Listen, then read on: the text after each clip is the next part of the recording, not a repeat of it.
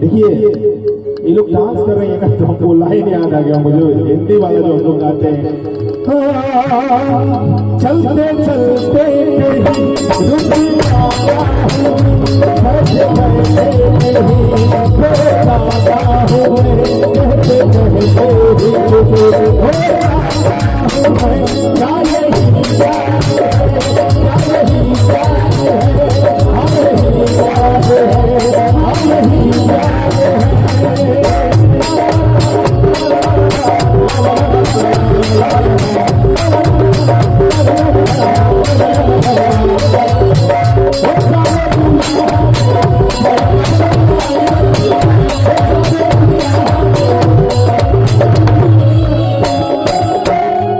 Line हमने के सुनियो में गाने के चाहत रहे हैं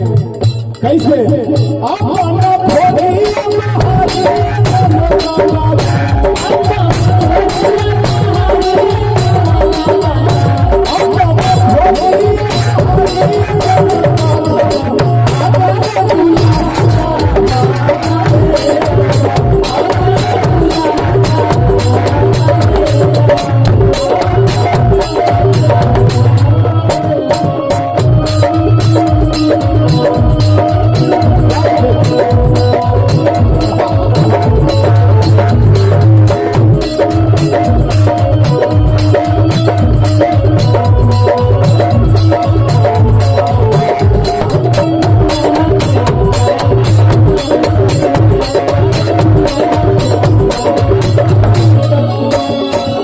इसी में तो चेहरा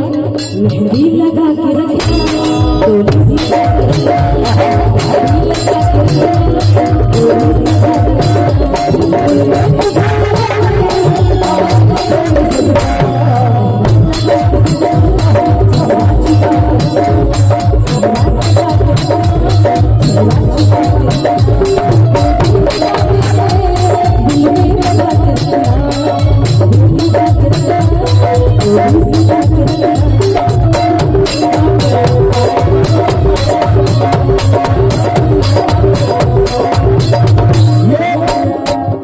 दूल्हे राजा और दुल्हन जी है, और ऐसे छोटा छोटा रोमांटिक सॉन्ग थोड़ा होता रहेगा तो मजा करेगा। एक ही बार हम लोग गाएंगे ना हमनी के खाटी भोजपुरी में, जो हमनी के एक ही बार गुरदौर मचा दिया जाएगा मंच में, उसके बाद आशीर्वाद दिया जाएगा। वही लाइन पूरी पूरे शब्द भी मेरी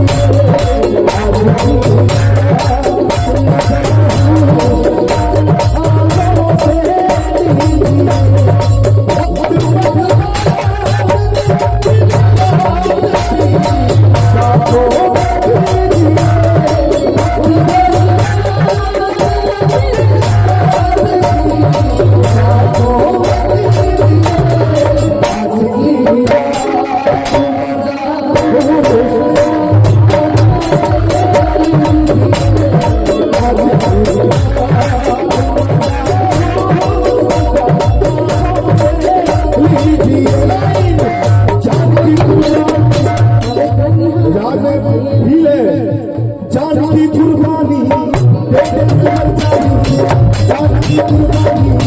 ले ले